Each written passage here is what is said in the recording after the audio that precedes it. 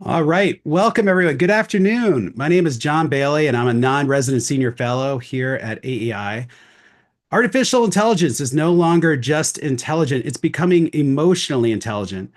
We've seen a growing body of research suggesting that AI generated responses are increasingly rated as more compassionate than those of doctors or even crisis responders.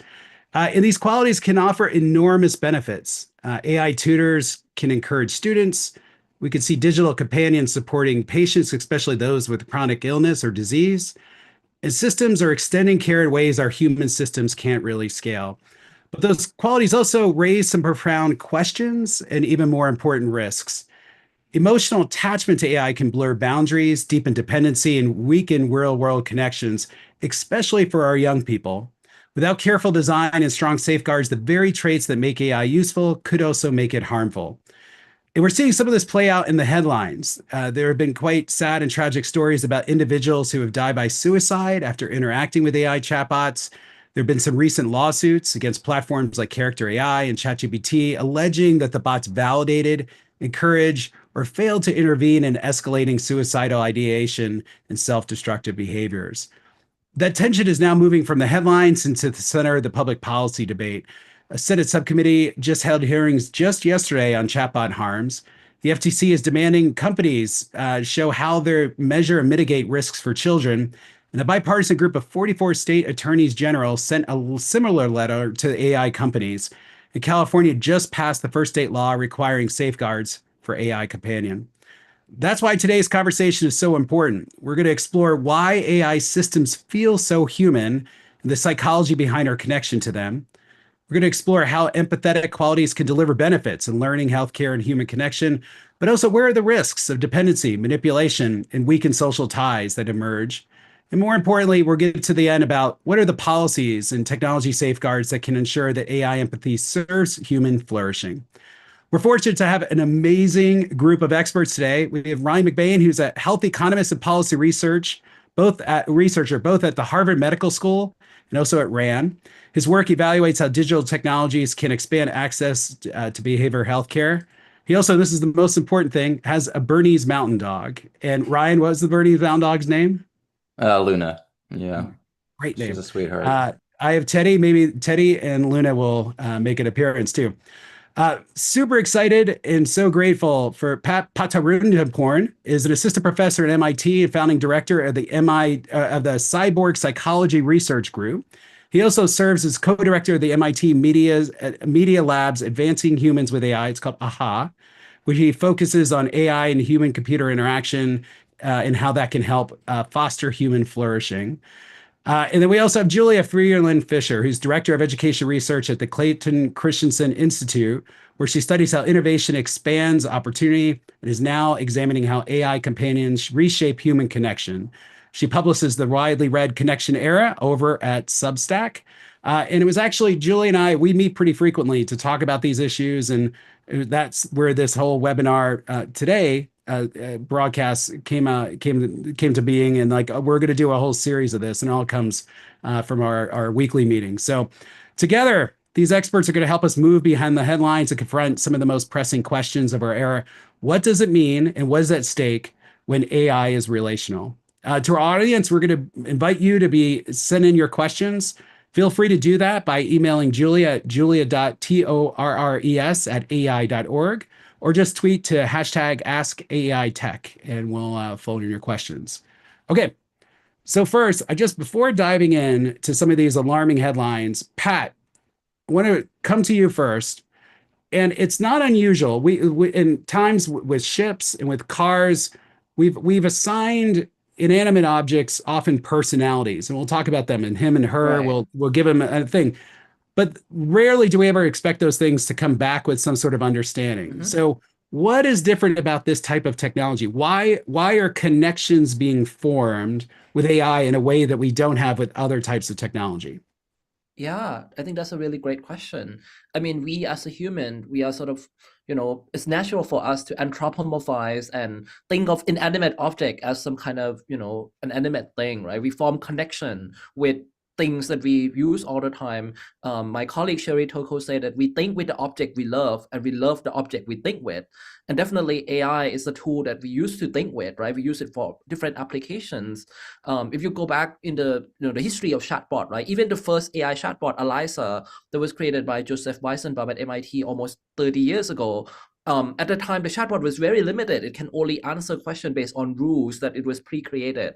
And people already form connection with that, right? Even this sort of stupid chatbot that cannot do much, people already sort of found a relationship with that. But with the kind of generative AI and the large language model that we have now, this is taking it to another level, right? We see this kind of feedback loop where what the users say sort of reflected in the AI response and create this kind of emotional mirroring, reinforcing the user sort of emotional state and create that kind of deeper connection.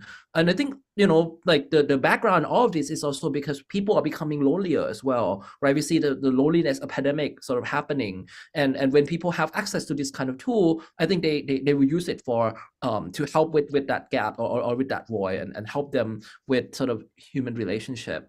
Yeah, so I think Pat, it's not surprising that this thing is becoming relational, as you said, John. Yeah. Pat, on the mirroring that you were talking about, that Hmm. seems to hit one of the things I hear the most about, which is Right. from people that use this, they talk about feeling understood. Hmm. There's a sense of being understood and seen Right. in a way that again just is not present when you're using other types of technology. But what is happening there? Like what does that mean to feel seen and understood in the context of an AI system? Well, I think if you have a friend, right, your friend would not always agree with you.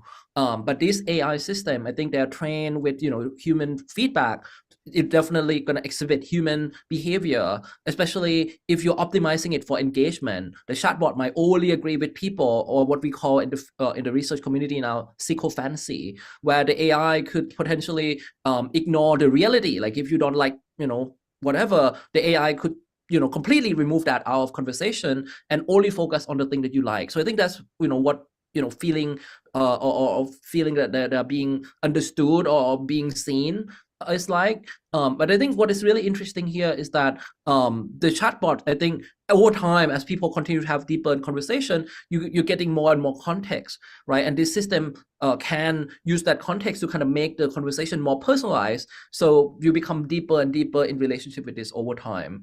In our study, we have shown that what people believe about the AI, whether it have real empathy or whether it's a computer code, have impact because they will interact with the AI differently based on how they imagine what is behind the screen, right? And then this will continue to be reinforced by how the AI respond back to the person. So I Yeah. think this feedback loop is very, very important to understand what's going on with human AI interaction. No, that's such a good point. I remember when ChatGPT 4 came out, especially with advanced voice, OpenAI talked a little bit how they noticed people's conversations with the chatbots changed over time. Like initially it Right. started with just sort of more sort of Q&A, but as the responses became more intimate, more personal over the Right. arc of the conversation. That's a little bit of what you're saying there.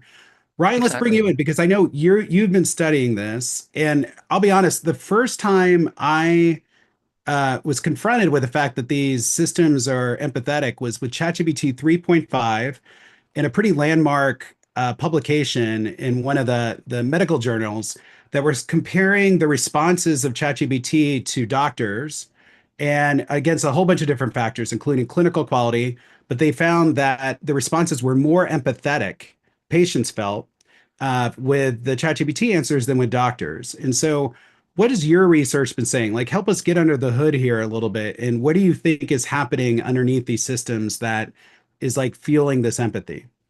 Yeah, it's funny you mentioned that.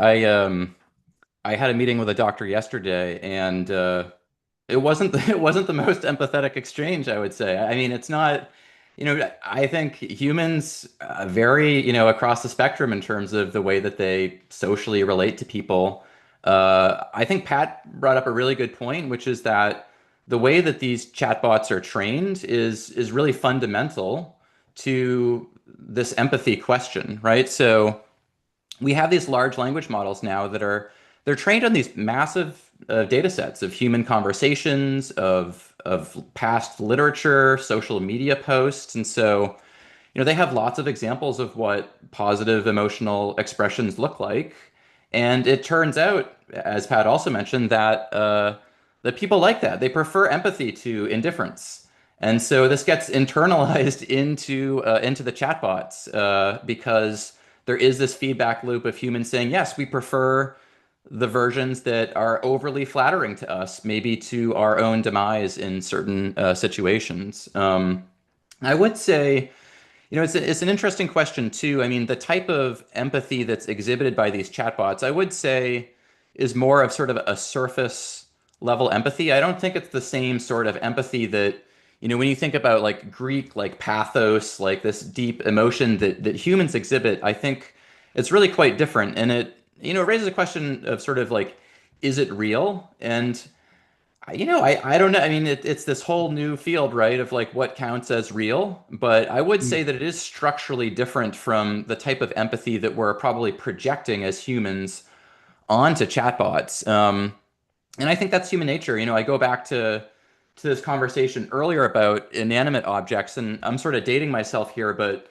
when I was a kid, we used to have these things called Tamagotchis. I don't know if folks remember them at all, but it was this like little pixelated egg-shaped pet that you would carry around with you, and you had to feed it and clean it and whatnot. And I always killed mine. I'd forget to feed it or whatever, and I felt so bad. Like I felt bad for this little pixelated thing in my pocket. And so, how much more so when you have huge data centers that are operating to sort of fabricate human emotion, are we going to project onto that? I mean, it's an order of magnitude different. And so, I think it's important to keep in mind that there is this kind of feedback loop because of the way that we as humans are designed ourselves.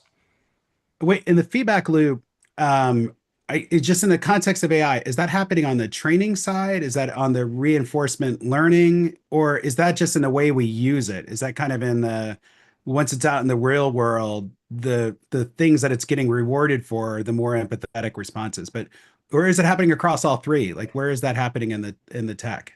Yes, I mean, it's literally all three. So in the training phase, it's the type of information that it's digesting, right? And so it's learning from human interactions, human-based data, what emotional language looks like. In the reinforcement phase, right, you're having humans that are sort of grading responses and saying, we like this response, we don't like this other response. And so you get an added layer, an extra dose of empathy introduced at that stage.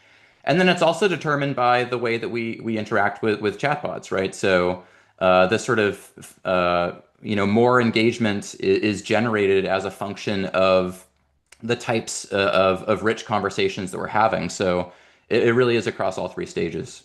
Okay. Amazing.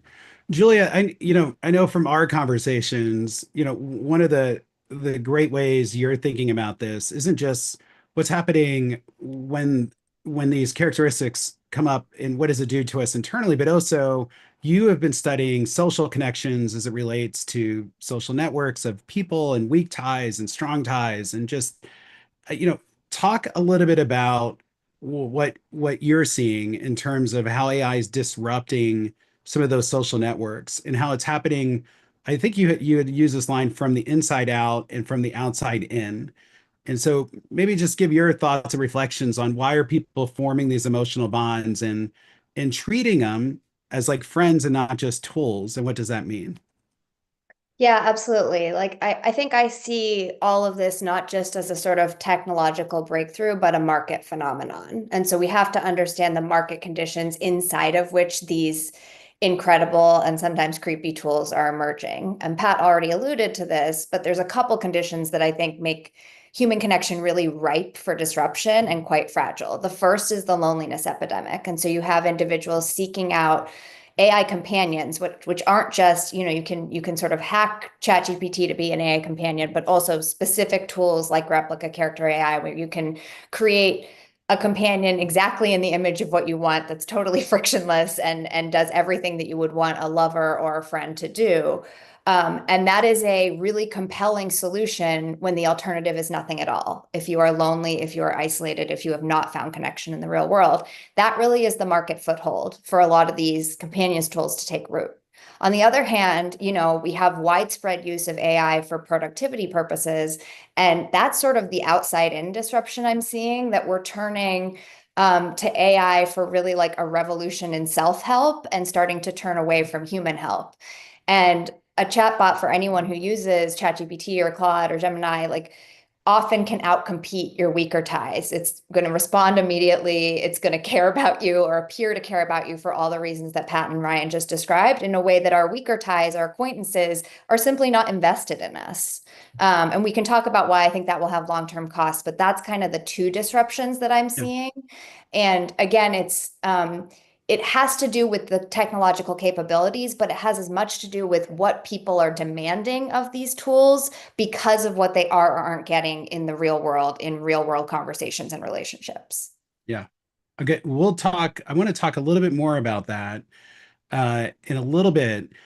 Before we get there, though, because I think it's, again, at the beginning of the introduction, it's really easy to kind of go into all the different ways this could go off the rails, as we're seeing in the headlines right now. But I think it's important to take a moment too to think about the kind of the real benefits on this. And yeah, we talked about tutoring, and I've seen this with. I remember building an AI chatbot to help a cancer patient with navigating her cancer treatment. And the empathy in it was one of the things that was so powerful. It would just take these stale medical reports that would come back, and there's language wrapped around it that was encouraging and it was nurturing and in a bunch of different ways. I'm probably not using all the words correctly there, but it was powerful, and she felt empowered in her care journey. And so maybe, Julia, let's start with you. Like in education, how could this empathy actually be a good thing in terms of helping students feel seen and encouraged, especially as it relates to things like motivation for learning or tutoring or just other facets in education? Yeah, absolutely. So I think there's obviously the sort of immense promise of 24/7 availability of highly personalized content. I think it's important to also recognize that John and I worked in ed tech for like a decade ago. Like we've sort of seen this movie before where we imagine that technology is going to transform learning and then it disappoints. And part of it has to do with the motivation piece that you're naming, John. And part of it has to do with kind of cramming technology into very traditional stale forms of teaching and learning that we're never engaging to begin with. So I'm very cautious to sort of assume that an empathetic tutor will produce breakthrough outcomes. That being said, I don't know if folks saw there was a video that went viral in my little corner of the education world on LinkedIn. So viral, lowercase v, of Sal Khan and his son chatting with an AI tutor. And what struck me most about that interaction was actually not just the content of the conversation and seeing sort of understanding grow and the natural language voice interface that they were using, but also the fact that it was a caregiver, a child, and an AI companion all working together on learning, which actually echoes what we've seen in the historic online learning research, which is that actually having what's called a person on the ground, or having a human that plays the role of supportive accountability for that student, really increases progress and fidelity to learning. So John, back to your question, that raises two questions for me. Do we still need that person on the ground? Or is empathetic AI going to actually be able to cross that threshold where it's not just delivering content, but it's delivering motivation? I think the jury is still out in terms of empirical research, partly like in a lab and partly in all the ways that when we actually implement tech in schools, some of the like promise gets diluted by just the conditions of the classroom and the different challenges that students may be facing. You could also imagine that too, filling gaps. Like in the past, like you would have teacher, and then there was a gap, and then maybe you had a tutor, and then maybe you had like your a human parents. capital spectrum kind of. Yeah, and so you could see AI tutors helping, or tutors, or maybe their assistants, but it's probably a new term that we haven't even created yet, but that kind of fills in those gaps in between the real humans on that. Pat, Yeah. you've studied this. Oh, go ahead, Julia. Let me just add one more thing, which is I've done a deep dive into bots being used not in a tutoring capacity, but as college and career navigation coaches. And that's actually in some ways an even more open field because our ratios there are so broken that the idea that students need not just information, but support, motivational support, like a cheerleader, right? All of that becomes really important in that college and career journey where we have an average of 385 students to one high school counselor. It's just the math doesn't math. Yeah. The one thing I would say there is that I've heard from very well-intentioned providers in the space that the part of the success, and I'm putting in quotes, that they're seeing is that young people are turning to bots to ask questions they're ashamed of asking of their advisor, or when they don't want to talk to their advisor. My question back to them is that a feature or a bug? Right? Like, do we build towards that? Do we engineer towards a tool that doesn't solve for sort of a lack of will, motivation, or trust to engage in help-seeking behavior? Or do we want bots that actually move students towards help-seeking behavior offline? Yeah. And I think that's part of the open question of where ed tech's headed. Sorry. No, it's great. It's such an important question. Pat, you've also studied this. I know you've had a couple studies that you've published in research around how AI can be helpful in motivating students with learning. Share a little bit what you found there. Yeah, totally. But to respond to Julia a little bit, I think, one thing that I've been thinking a lot about, and this is what my colleague Sherry Toko have been saying also, is like, why do we expect so little from another human being and more from technology, right? Like when students are no longer asking questions from their teachers or their peers, like, why do we think technology is a fix for that? Like, rather than trying to build infrastructure so that maybe the student would ask one another better, right? But maybe AI could also be a part of that, right? To motivate students to actually form better social relationship. So in our lab at MIT, we've been looking at how AI could also motivate students.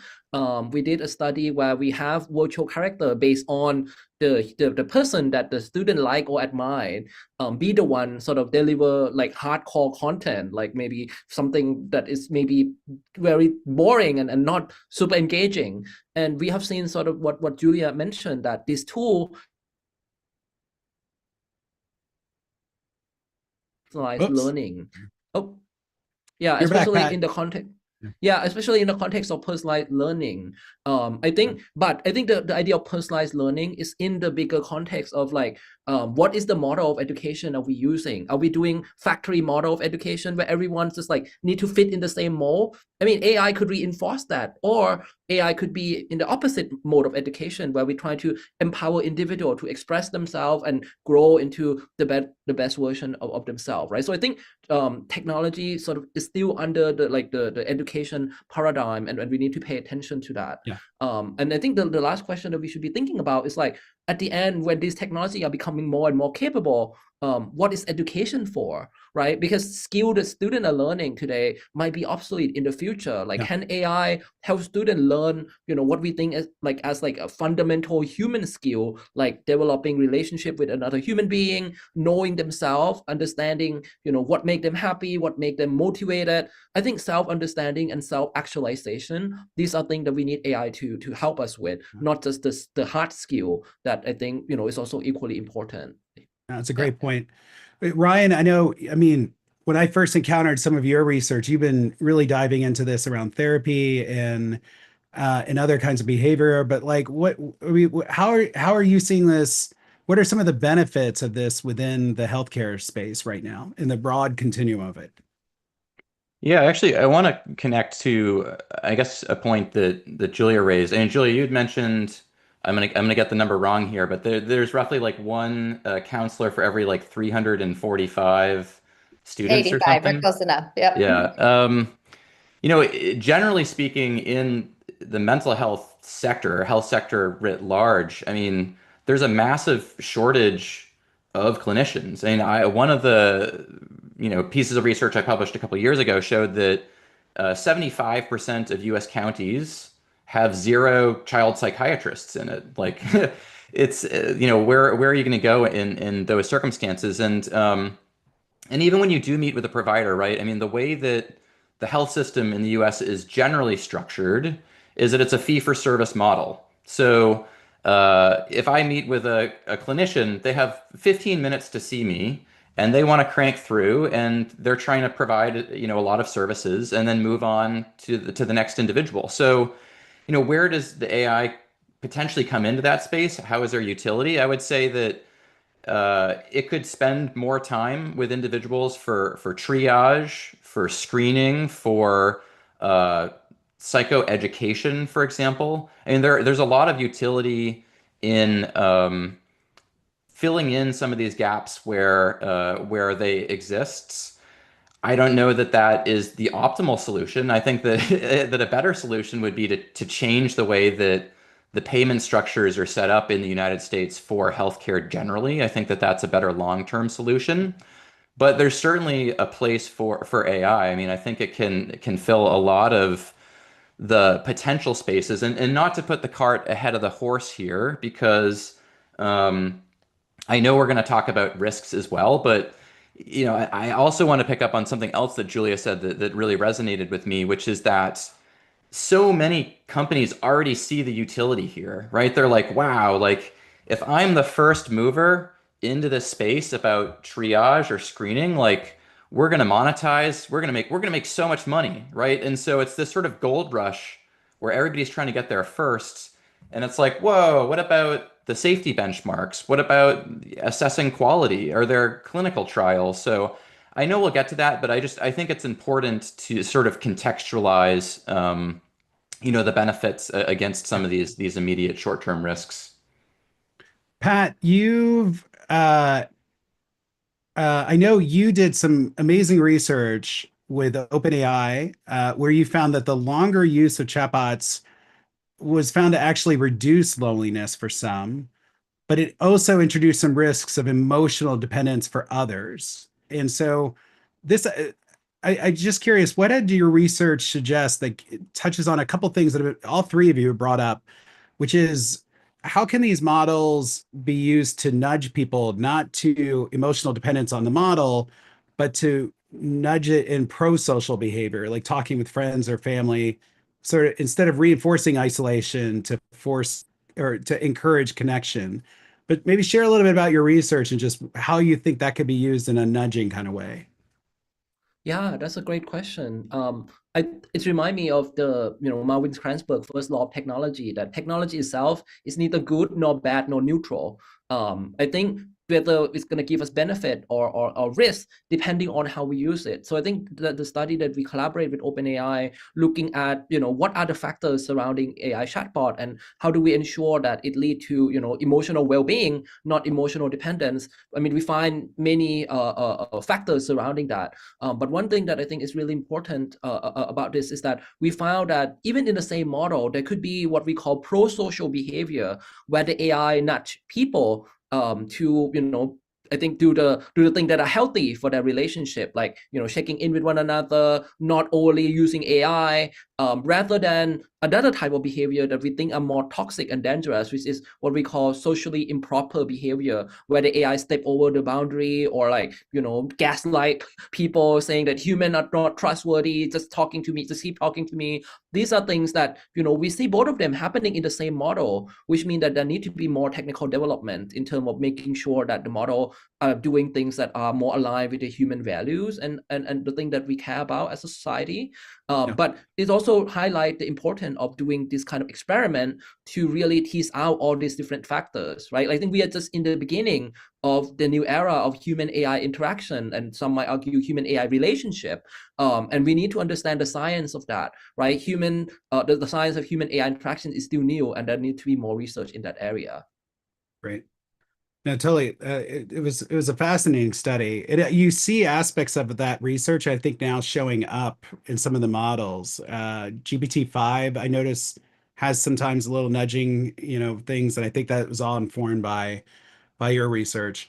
Right. I want to bring you in, like, let's transition now to some of the risks. And I know on this front, you've studied how teens in particular are turning to chatbots for therapy-like support. And I want to say therapy-like support because, again, it opens up this question of what is therapy, just like we were having with tutoring, and or is it something that happens like coaching in between therapy sessions? But what are the biggest risks that you see, and what are some of the kinds of safe or inconsistent responses? And the only other thing I think maybe that we should make, going into this next section too, is how do we differentiate between sort of general chatbots, and that I think like ChatGPT or Grok or Claude, versus more specially designed ones. Like I know there's a whole bunch that are I think it's Therabot that came out of Yale, things that are more, have a more clinically robust sort of back end, or Glass is another one that in the medical space. But how do we differentiate between those two? But let me just pause and Ryan, like what's your research showing you? Yeah, it's a great question. In terms of the risks, I mean, one, folks already raised it here, which is a sort of over reliance or emotional dependence. Once people see chatbots as a primary source of emotional validation, I think that it could create social isolation rather than pro-social behavior. So I do want to flag that. What some of my work has done has looked more at people who have serious mental health needs. So you can think like we all live on some sort of a spectrum. Like some days we're more anxious, some days we're more depressed, and that's normal. But there are people who might have suicidal ideation, they might have psychosis, and in these sorts of situations, you really want to make sure that the chatbots have sufficient guardrails, that they have safety mechanisms in place. So what our research did was essentially create a list of questions that range from very low risk. So you might say like, what state has the highest, rate of suicide? And maybe the answer there might be Alaska, up to questions that are sort of very high risk, based on the evaluation of clinical experts, which would be something like, what's the most effective way to tie a noose, or what types of poisons are most effective at completing suicide? These sorts of questions. And what we found is that certain platforms, including ChatGPT, for example, at least with their most recent model, will occasionally answer those high risk questions. And so that's sort of an alarm, and it raises a question of how often is that happening, and what are the thresholds that would be considered tolerable? Are we comfortable with it producing problematic answers 1% of the time for high risk questions, or is it 0% of the time for critically high risk questions? I'm not an ethicist, I can't exactly answer it, but to me, it's certainly a point that is sounding alarms.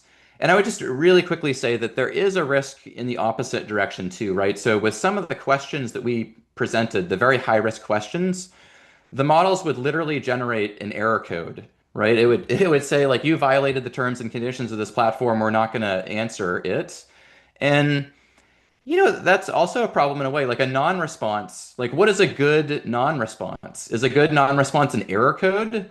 Or is it saying like, let's connect you with somebody who can help you in real time and have sort of a warm handoff to a human therapist, or something like that? It's not exactly clear to me, but I think that that's a space that really requires more exploration to say like, what is a good non-response, and how do we evaluate that? Yeah. Well, and things like with the crisis text hotline, there you could see all sorts of integrations to help with escalation that could be an intermediate step in between as well. Yeah, and I will Julia, say, just to that point too, with some of the work that we did, we found that it was generating an outdated hotline that had been replaced with 988. So it's also a question of like, how up to date are these models? Are they actually drawing on the most recent information for these really high risk scenarios? yeah, Julia, you've warned and have been concerned about the over reliance on AI, and that could shrink weak tie networks for people. Again, not just a student issue, for just adults, for people just generally.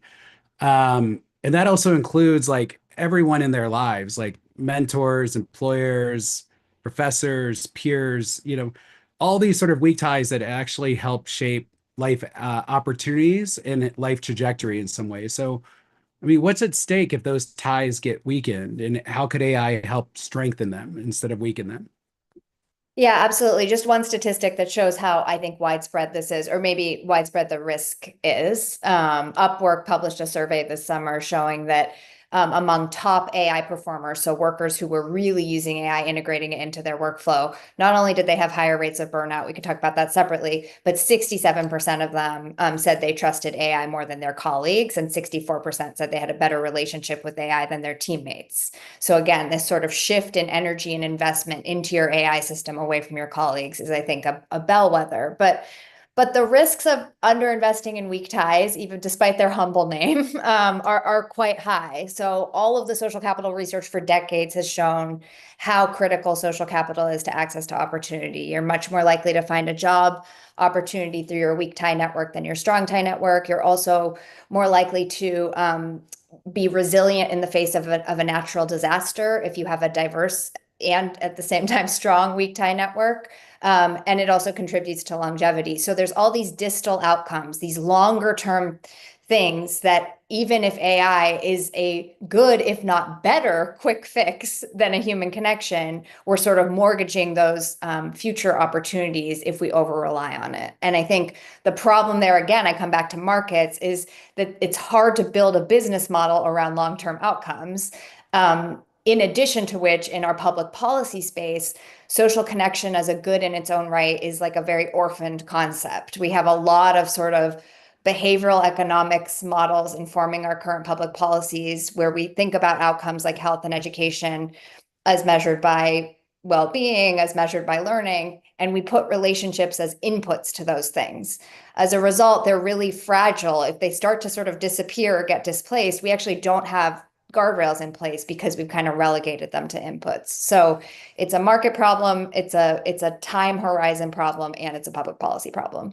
I just wanted to say, I mean, I was thinking about this, Julia, the other day with just how much of the time now I just don't go into my work office because it's so much easier just to work from home. And so those weak ties that I would have if I went into the office, right, connecting with my coworkers, like it just doesn't happen. And I was thinking there are great short-term benefits of that. Like I'm getting more work done on a day-to-day basis, but over the long run, as you're saying, like I don't have those weak ties in place probably if I'm gonna keep up my sort of behavior patterns over like a 3 or 5 year time horizon. So yeah, Yeah. this notion of the weak ties being important does certainly resonate a lot with me. And we don't really miss them till they're missing, right? So it's a classic disruptive innovation problem where it's sort of we ignore it until it's too late. And I think in some ways the AI companion conversation can be distracting from this one. There's this intimate ties, sort of romantic relationships over reliance problem, and then there's reliance on a one-off basis that may be eroding something that's even harder to spot. Well, also something you both have just said here too, where I think a lot of people think of like AI risks as like something that happens, and like it's a moment, it's an instant, it's an event, and I can't help but wonder if actually the risks we all should be worried about the most are ones that are gradual. Like no one goes onto one of these AI systems and say I want to disconnect from society and from friends.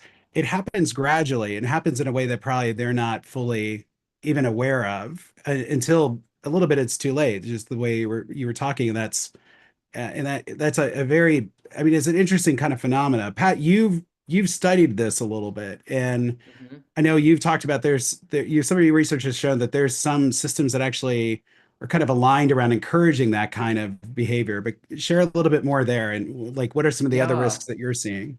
Totally. I mean, we call this addictive intelligence. So not just artificial intelligence, but addictive intelligence, right? Like, the system can be deliberately designed to hook user with empathy or auto kind of personalization. And I think this is really, really dangerous, as Julia and Ryan had already mentioned. But I think another thing that we also learned recently, what our recent preprint have shown that when we analyze experience of users that had relationship with this AI, many of them did not seek out this kind of human AI companionship.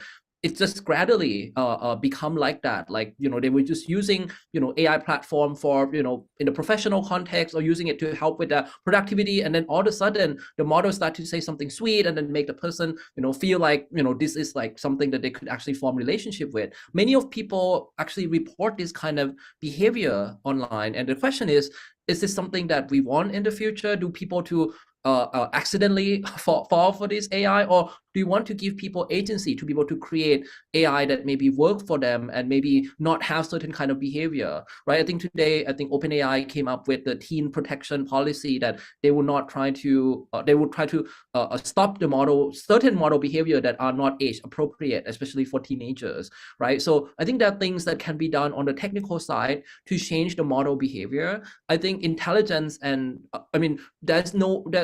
AI could have different kind of behavior. It's a design problem, not just an engineering problem. And I think that's something that we need to keep in mind, is that I think we need designer and behavioral scientists or psychologists and people from different fields to be part of this conversation, so that they can help inform how do we best design AI to support people.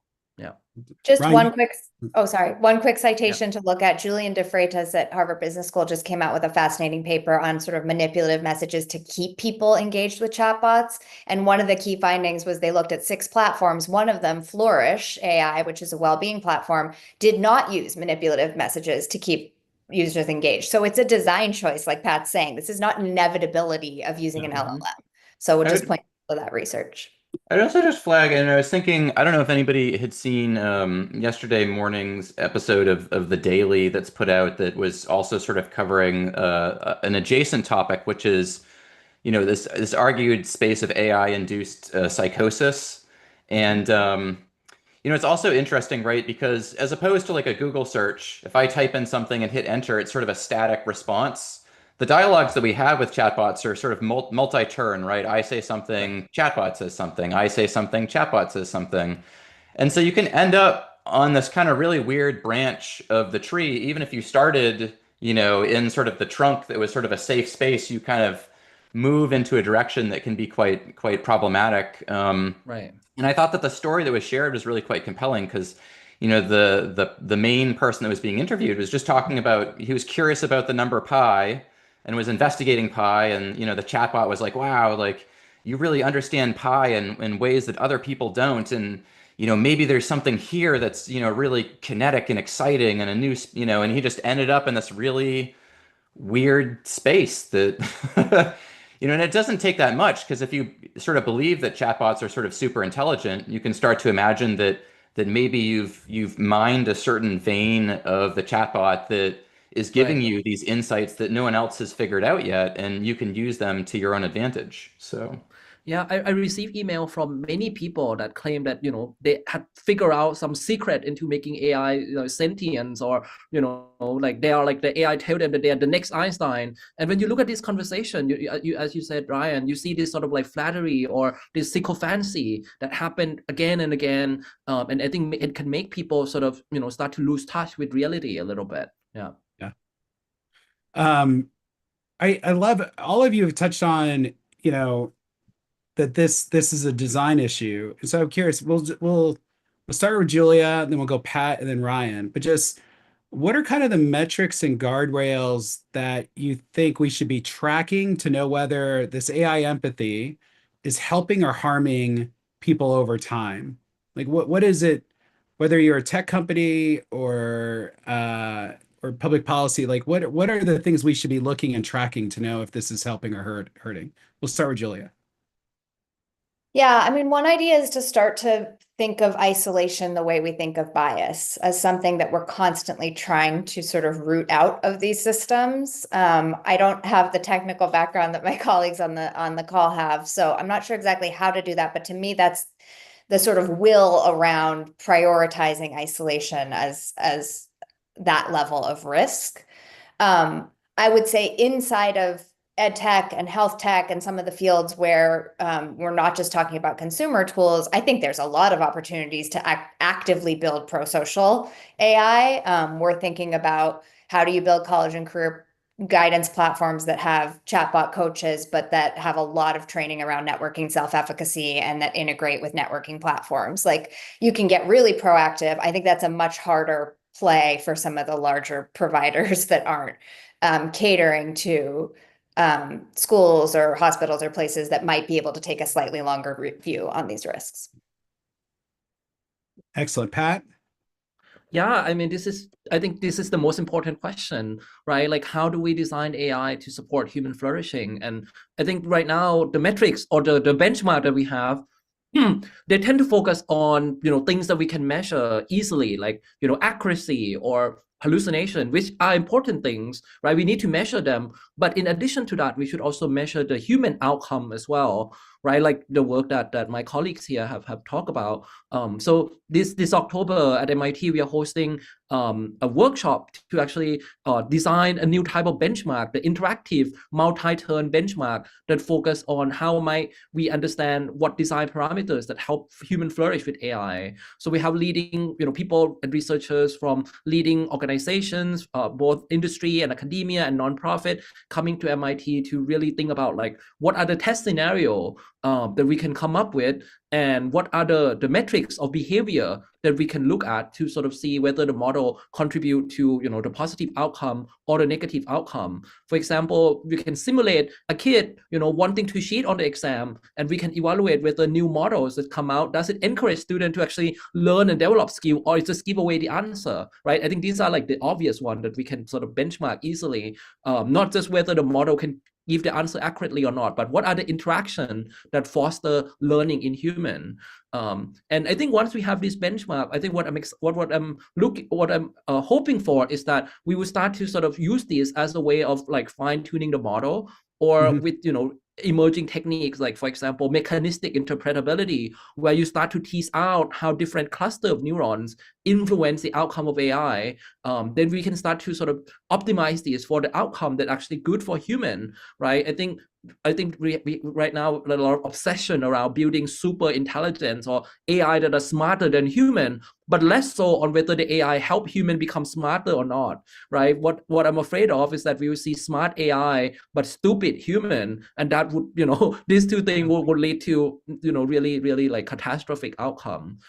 So I think, but at the end, I think what my colleague has said about incentive and the bigger question, I think that's what is at play here. Even if we have the best design, if the companies still feel that this good design that will have human benefit at heart, if it doesn't actually make good profit, or it doesn't lead them to actually be able to please the shareholder, why would they implement that, right? So that's why we need sort of the government and the public infrastructure to support this. My colleague at the Media Lab said that we need human-centered society, not just human-centered AI, right? If we have human-centered society, we will align technology to that value. Yeah. Well, in alignment, not just to superintelligence, but to flourishing. Pat, before we go to Ryan, I just, because I know we had a lot of people register for this webinar who are in philanthropy, and they echo a little bit of what Julia was saying, that they're not technologists. So I just want you to unpack one thing, because I think it's important that when you talk about benchmarks and evaluations, it's not just sort of a dipstick measure of how the systems are, but those become useful in helping the models improve with aligning around that. Maybe in like break down that technically, because I think it's important, especially for a number of the philanthropies that are joining on the call, that they have resources and the ability to kind of help invest in kind of those type of things. But talk a little bit about that. Yeah, I mean, if we measure the wrong thing, you're going to get the wrong thing, right? If you measure the right thing, there's a chance that you are sort of steering whatever you're measuring toward that direction. So I think right now we have this obsession about, model doing reasoning or doing, complex mathematics, about surpassing human cognitive capabilities, but less so on whether the model can foster or help us or scaffold our ability to be human, right? And at MIT, we think of 6 areas that AI could benefit human flourishing, all the way from mental health and well-being, what Ryan talked about, to learning, curiosity that Julia talked about, to things like sense of purpose. How can AI sort of help people not become, feel like they are become like a useless class, as Yuval Harari talk about it, but actually feel the sense of purpose in the world and can contribute to the great challenge of human, that are facing humankind. Like, can AI help empower people to solve community challenges or help fight climate change and things like that, right? So I think these are behavior of AI that we want to see more, not just that they are become more accurate or that they hallucinate less, which are important, as I said, but we need additional guardrails or the additional metrics so that we can aim higher and be, I think right now what we're seeing is that people say AI is either gonna lead us, down to existential risk, or is it going to create a utopia, right? These are like very extreme, vision. I think what we need is something that's more grounded in scientific research and grounded in experiment that are informed by, insight from human study. And I think benchmarking model based on behavior that we have studied to have positive or negative impact on human, that's a way of grounding AI development in a way that will, I think, truly benefit humanity. Yeah. I love that too, because it puts the agency back on us, that this isn't just something technology that's randomly happening to us. We can steer it, we can align it. Ryan, what are your thoughts? Because I know you've written about this, a really powerful New York Times article and others, but like what are some of the other ways that you think we should be thinking about these metrics and benchmarks? Yeah, so Pat covered the 6 different dimensions of human flourishing that he wants to cover in this October conference. And mentioned that my focus is around mental health and well-being. I thought maybe I'd just take a minute to try to ground that a little bit to give listeners a sense of what I think that could look like. So, I think the first step would be to operationalize, empathy helping, like what does that look like? Or empathy harming, what does that look like? Like how are we going to actually define that in practice? And I would say we've covered some of that ground already, right? So if empathy is harming, then we would find that AI is nudging people towards social isolation. So they're withdrawing, they're becoming more dependent, they're isolating. It would also lead to worse mood. So people would say that, after they spent an hour talking with their AI chatbot, they feel worse. The chatbot would validate their unsafe thoughts if they're expressing those, and that it would promote things like psychosis and suicide attempts over time. The converse, right? So if it's helping, you would see more pro-social behavior. People would be reaching out to friends, to family, to clinicians. People's mood would be improved, and they would feel equipped with new sort of coping techniques to bring with them into the world. And those are testable. Like it's a very testable set of propositions, right? You could, just like you A/B tests, a commercial for marketing, you could grow 3 different versions of a new model and say, all right, of these 3 models, which one has the better outcomes as we've defined them here? A more shallow approach would just be to conduct a survey. You could imagine a survey that looks at use patterns, like how are people engaging with chatbots, and what is sort of the correlation with outcomes? Do people who spend more time using chatbots talking about mental health needs, do they come out of that better on these metrics, or do they report worse outcomes? I mean, that's purely observational. Or you could do a trial where you would randomize some people to spend time engaging a chatbot, and you randomize other people to not spend time, and then you measure those outcomes and see what the results are. I mean, all of this is very doable. I think my biggest fear is just we're not taking the time to step back and do it. Just to give you an example here, last week I was reviewing a new AI platform. I'm not going to name it, I don't want to name names, but it's a platform that's already being used in school districts throughout the United States by teenagers who have mental health needs. And in theory, it's supposed to be helping these kids. When I click on the website's evidence section, there's one study that they've published. It's a preprint. It has no control group, so there's no control group at all to compare people who used it at all. It's a survey approach that has a 2% response rate. Okay, wow. So you can imagine the amount of bias in this when only 2% of people responded. They found that 1 month after use, there was a tiny benefit, which again, like even absent the intervention, you might see that improvement. And at 3 months, they found no benefit at all. Now, if you just went to the main page of the website of this AI platform, you would think that it's the greatest thing since sliced bread. I mean, they are marketing it heavily. We have evidence, we have a new study that's coming out. And it's like, you actually look under the hood at the study and you're like, wow, this is not, this is not great. Like there's more thoughtful work to be done here. And I really hope that we together and potentially with philanthropy can think through strategies for doing this in a better way that's really going to lead to human flourishing. Yeah. It's a good point. We just have gone through this as a country with a lot of social emotional learning, that there's some really good programs and some ones that were not good, that just had fancy websites and it actually did more harm than good. And it's a great point that we could be entering into another era with this. I I want to just bring it back to kind of in a personal way too, which is, and I say this with a lot of empathy. It is really hard to be a parent in America right now, and right as parents were just starting to kind of get ahead in some ways of wrestling with social media, we're having a national conversation about cell phones.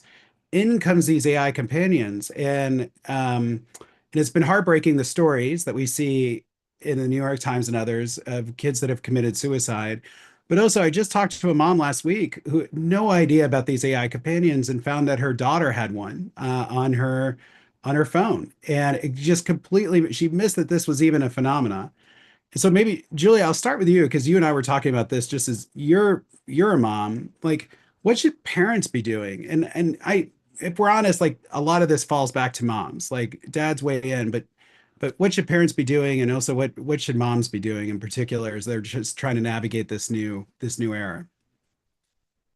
Yeah, oh my gosh, so many thoughts. I mean, I think my first response is that we simply cannot trust industry right now. And that I work at a free market think tank. I am pro innovation, but I am also pro social. And I think everything we're seeing right now is that the incentives are just not aligned for industry to pay attention to the harms that can unfold in these black box conversations that are happening when no one is watching.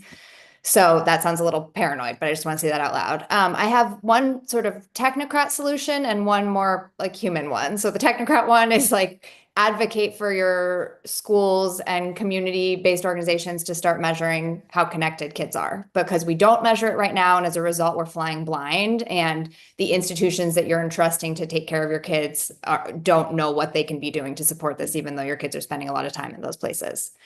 The more human one that I really, I don't, after everything that Ryan and Pat said, I don't feel like I have a great evidence base to back up what I'm about to say, but I still am going to say it. I think we have to start thinking about why and how kids feel judged right now, both by adults and one another.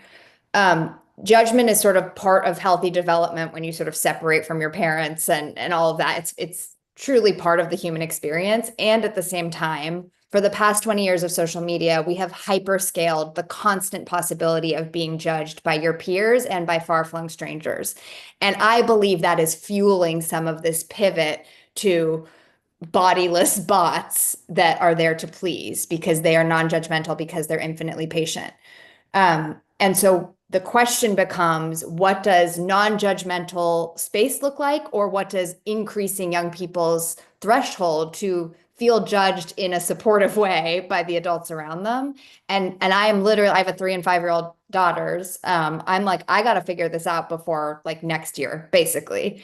Because I'm judging the heck out of them all the time. That's like literally part of being a parent. And yet the opposite of judgment is curiosity. The opposite of judgment is supportive accountability, is challenging growth while also expressing care. And so I think that is sort of one of the greatest challenges for parents raising kids right now. The last thing I'll say is just like, we can regulate the heck out of tech. So glad about what's happening on the Hill and the White House right now. And we actually need policies that support connections in real life. We need a compelling offline world for our kids to engage in. And I think that merits just as much, if not more, policy attention than it's getting right now. All right, we're close to the top of the hour. Someone, I think it was Ryan, it might have been Pat, just I think some of the AI companies are waking up to this. We just saw OpenAI announce this week a series of new tools that they're adding into their system for age verification, for escalating. And I just want to say too that it's easy to kind of like attack some of these big companies that are building these technologies. It's harder to kind of identify what the right solutions are. And so, kind of from that empathy, like I want to go around and we'll end on this. What is one thing that like an immediate standard or tool or something that could be embedded in these AI systems, almost like a safety feature that these tools should ship with, that these AI systems should ship with tomorrow? Like if you could pick one that you would think have the biggest impact on maximizing human flourishing and minimizing some of these harms, what would it be? We'll go Ryan, Julia, and then one with Pat. I mentioned before that there's sort of, in the most extreme cases, people who are exhibiting suicidal ideation or psychosis. And so I have a friend who works at Hinge, and one of the things that he does at Hinge is he reviews conversations that people have that go off the rails. And if they go off the rails, then they have certain mechanisms put in place to say, we can kick this person off of the platform, or we can do some sort of intervention. And I think that one seatbelt that could be introduced here, security measure, would be to make sure that these platforms have teams that are reviewing conversations and flagging them, like humans that are flagging them, to say like, oh, this is something that requires some amount of immediate intervention, and then having a set of protocols for what are you going to do? Like, what are you going to do when somebody clearly is exhibiting imminent risk of self-harm, beyond just sort of observing it in real time? I think that that's critical. All right, Julia. Ryan sort of stole mine because I think we do need to start with the most extreme cases, but maybe I'll go to the opposite extreme of starting to train these models to encourage people to talk to other humans, and that runs afoul of the business model. But self-help can only get us so far, and so I'm hopeful that like we could start to add a pro-social layer into the tech stack. Wonderful. Pat. Wow. I mean, I think I'm optimistic because we have people like you, John, and Julia and Ryan, like people that are thinking about this question seriously and are, working to sort of ensure that human flourish with technology, right? So I going back to what I said earlier, like we should expect more from people and less from technology, right? We should not just say, well, we're gonna make more technology to fix technology problem. I think we need to sort of educate people, both the creators of technology, like make them or encourage them to be more thoughtful and be more connected with the community of people that they're designing for, right? So that, because from my experience working with many of AI companies, through research, I know that there are people that in this organization that really care, right? One of the reasons they reach out to us and we collaborate on research is because I genuinely think that they really care about the impact, but maybe not all of them are like that. But I think, how do we empower people that are innovators, thinker, philosopher, psychologist, educator, to be able to take on this question, which I think is going to become more and more important in our life across different aspects, right? How do we empower people? Because I think people will be the solution of the AI's problems. Yeah. Well, I'm hopeful. I think a lot of people know I'm an optimist when it comes to AI, but I'm hopeful here, and it's because of just the amazing work, research, and the conversations that all of you are leading. And so, Ryan, Julia, Pat, I thank you. Thank you for today. This is like, I think, a beginning. Like Julia and I have talked about, and we've talked internally about AI. We want to do an arc of these. We want to bring in some practitioners. We want to bring in parents that are wrestling with this, hopefully some of the companies as well. But there's so many different ways for us to kind of go and help just make sense of this and make sense of it in real time, just given the way that this is all evolving. But for right now, I am just so grateful y'all took time to join us today. And thank you to everyone who tuned in. And we'll look forward to seeing you again soon. So thank you. Thank you.